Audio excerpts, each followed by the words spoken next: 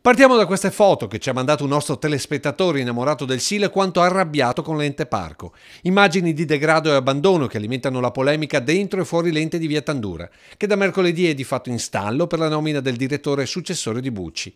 La candidatura di Mario Botteon non è stata nemmeno discussa, in quanto i consiglieri della Lega hanno fatto mancare il numero legale, mandando su tutte le furie il presidente Nicola Torresan, che ha accusato i compagni di partito di diserzione. Sono termini che non mi appartengono, certamente Nicola avrà i suoi problemi, non certo questo il modo di comportarsi. Disertore di cosa?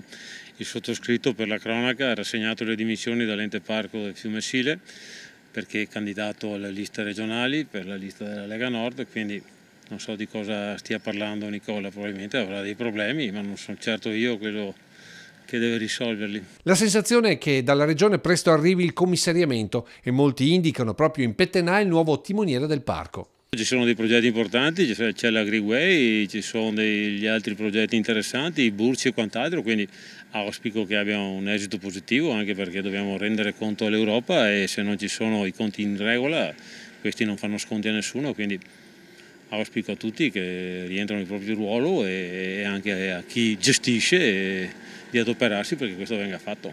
E da politico di lungo corso Pettenà replica il presidente Torresan che l'ha bollato da dissidente. Capisco l'irruenza del giovane Nicola, probabilmente non è questo il modo di rapportarsi in politica e forse ne sta pagando le conseguenze.